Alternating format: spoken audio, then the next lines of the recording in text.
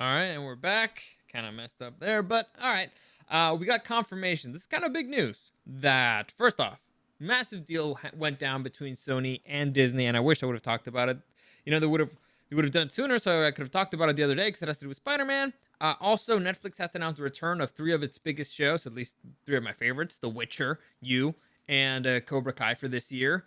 And we got the first look at the Dexter revival, plus Knuckles and Tails are making an appearance in Sonic the Hedgehog 2. So let's get into it. Welcome to the newest episode of SDW. Super Dario World!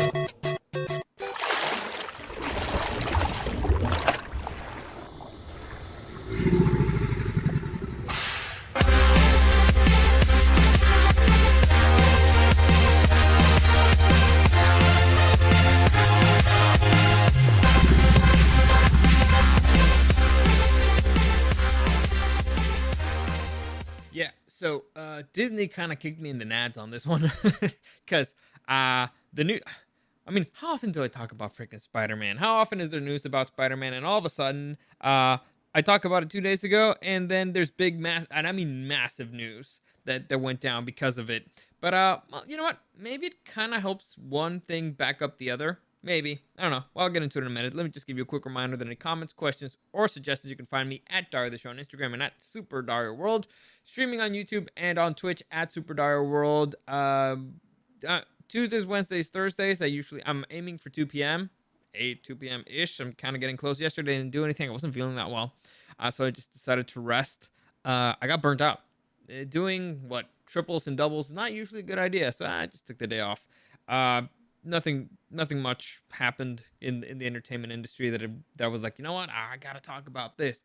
But anyway, yeah. So if you want to join me, like, subscribe. That really helps me out. I appreciate the help. It helps my channel. But anyway, let's get into this because honestly it's pretty interesting stuff. So, like I said, Disney and Sony have announced that they've done a massive deal, and instead of just me kind of trying to explain what it is, I'll just tell you what it is.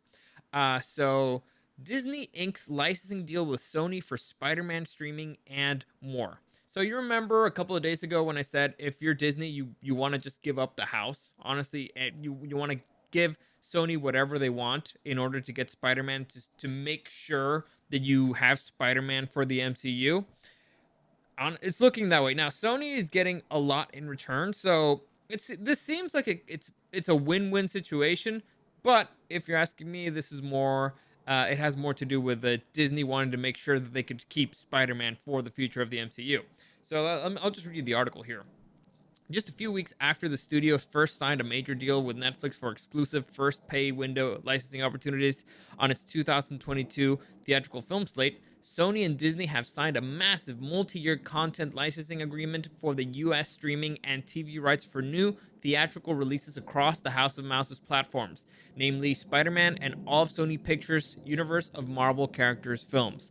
So, there you have it.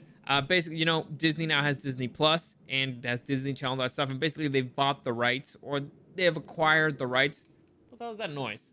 I don't know. They've acquired the rights to anything that has to do with Spider-Man and any other Marvel properties that they have. And they're getting a whole bunch of stuff extra on top. So it's, like I said, it's looking like a win-win deal here so far.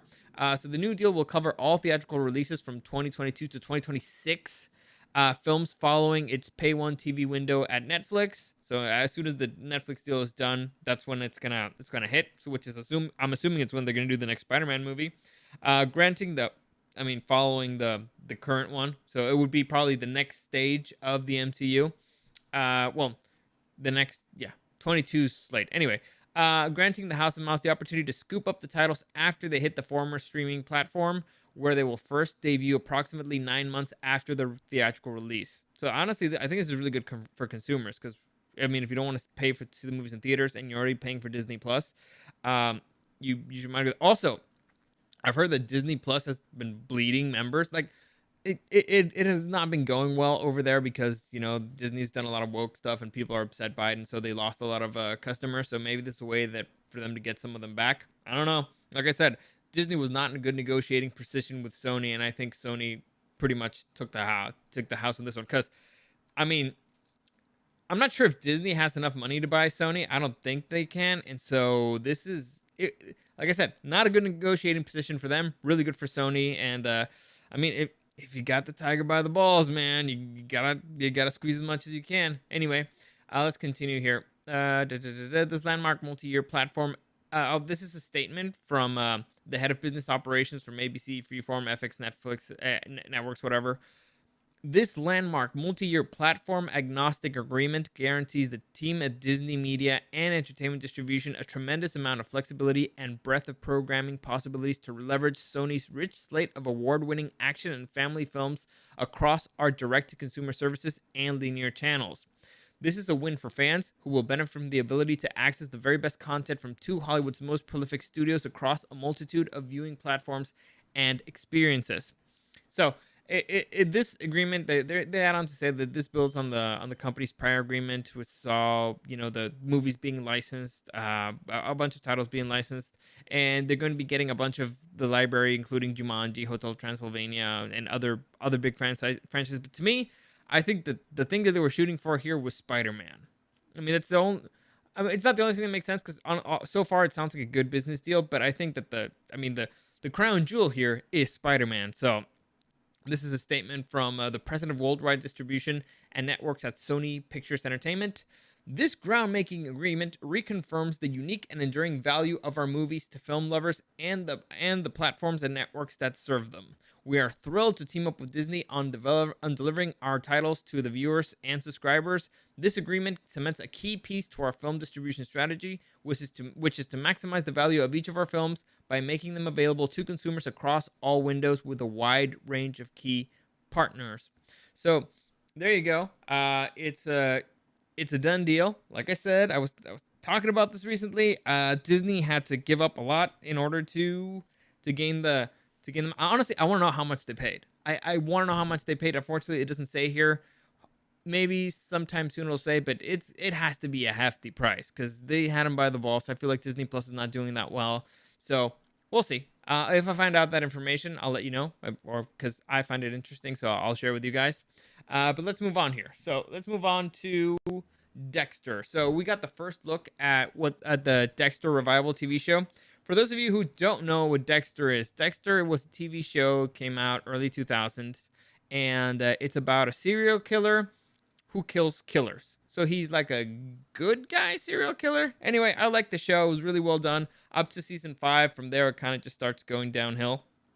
And the show had a lot of issues, particularly that the showrunner had too much control over it. Like, the actors couldn't ad-lib or something. Okay.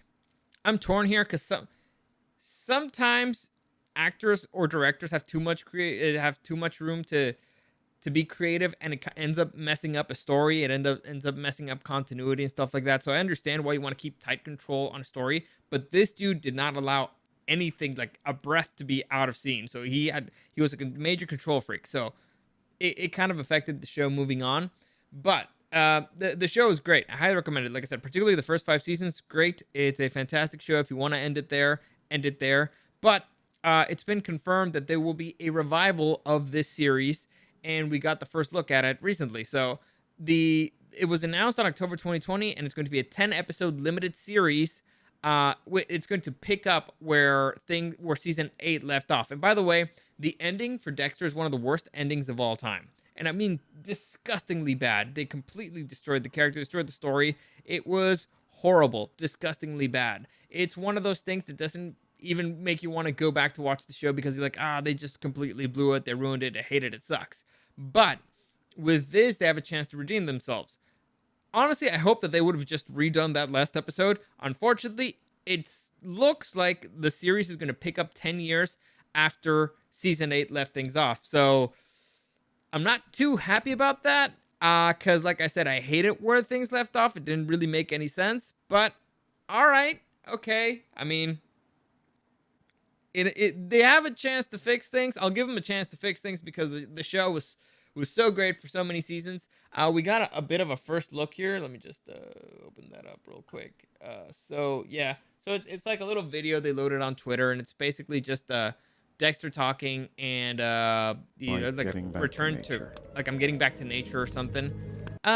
It looks in an act. So the last time we saw Dexter, he for some reason was a lumberjack. And it's like, all right. I mean, why? I don't know. They don't really explain it, but okay.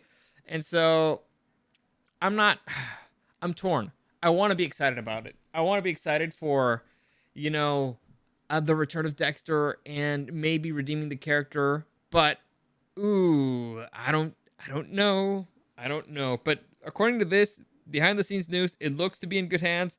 It looks like the star will be returning, Michael C. Hall. It looks like everything is on par, is on pace to be okay, but we'll see. Honestly, I don't hate this idea of TV shows redoing their final episode, giving fans a good finale if they really fucked up their ending. So we'll see where this goes. We'll see where this goes. Maybe it'll become a trend, you know? Moving on, we got our first glimpse at Sonic the Hedgehog. Where, let me see if I can find it. There you go. Okay, so Sonic the Hedgehog, a new movie is coming out, right? Because immediately it was a huge success last year, made a lot of money. Everybody liked it. For a video game movie, it was great. And so we got not only a first look at Miles Tails Prower, who is, Sonic's sidekick. And by the way, they cheated here, but whatever. The first look here is kind of cheating. But anyway, we got the first look at Tails, and we got the first look at Knuckles. So Knuckles is my personal favorite character of the Sonic sidekicks. I like Shadow a little bit more than Sonic, but whatever, it doesn't matter. I mean, Sonic is the main guy, but I like Knuckles a little bit better. Anyway, so the movie will be released, Sonic the Hedgehog 2 will be released on April 8th, 2022. And here's a bit of a look. So this is what they saw on stage.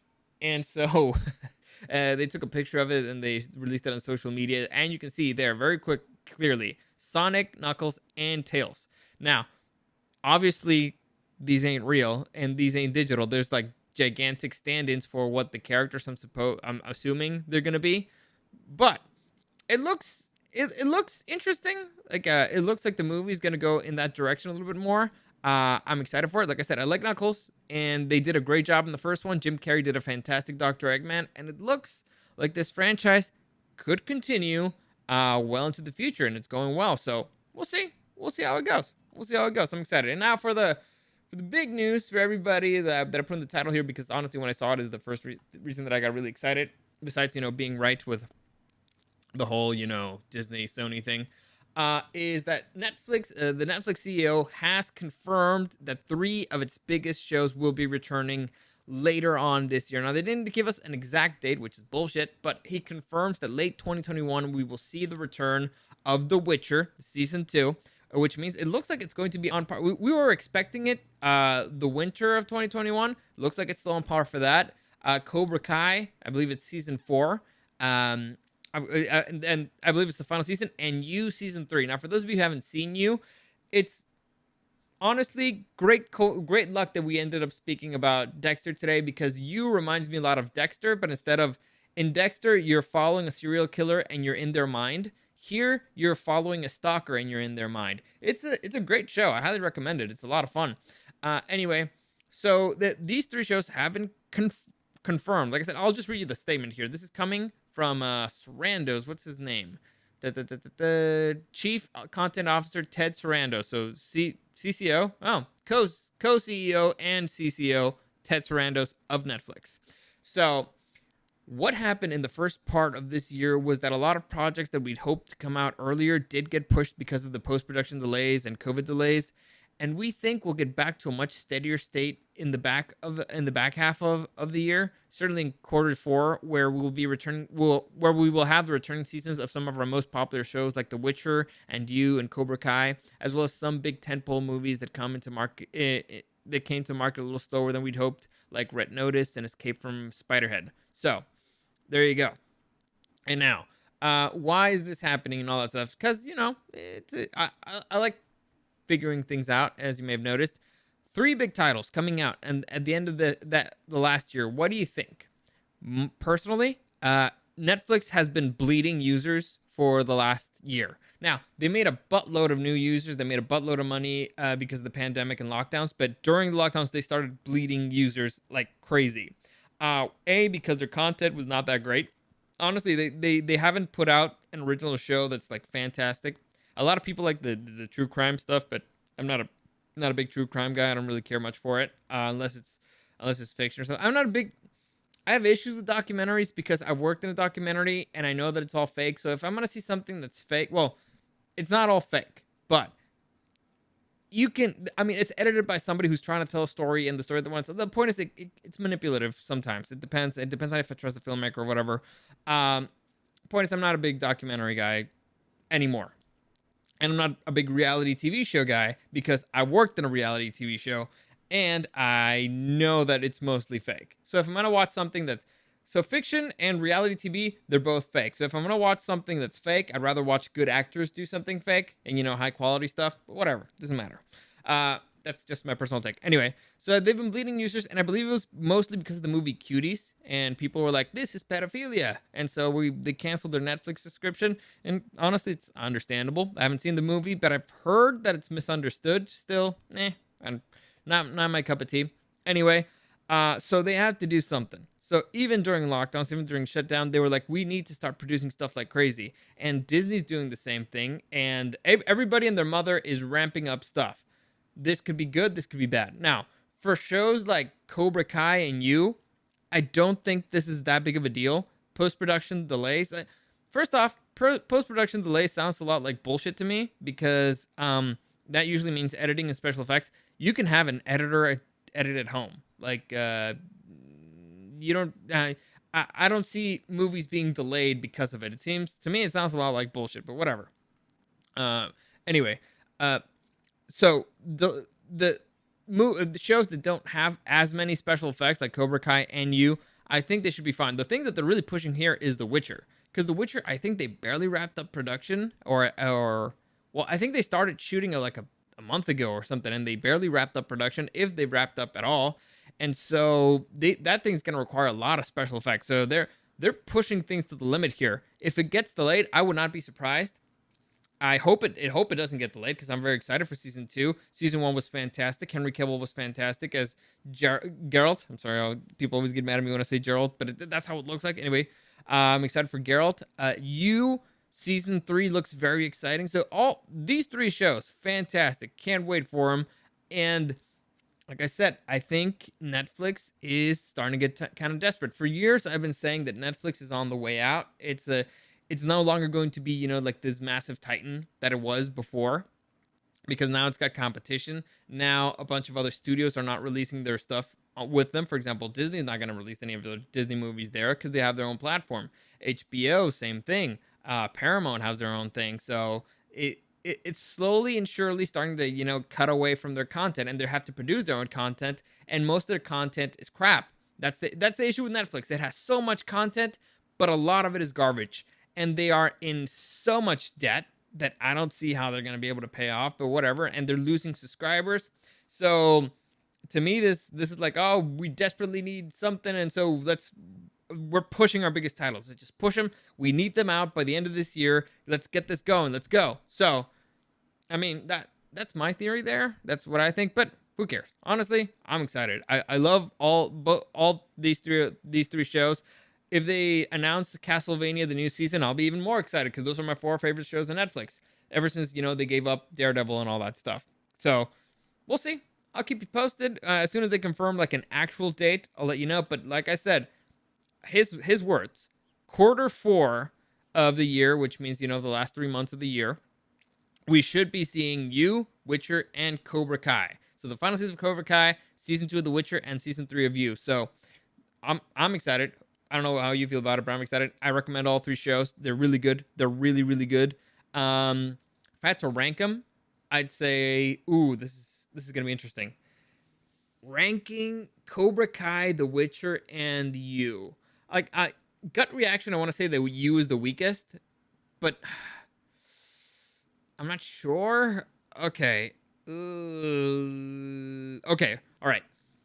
The best acted one, I think it's The Witcher, because it has the best lead. Because Henry Cavill is a legit movie star. So, and the girls are fantastic in it too. What's her name? Yennefer particularly has a incredible performance. So, all right, the best acted one is The Witcher.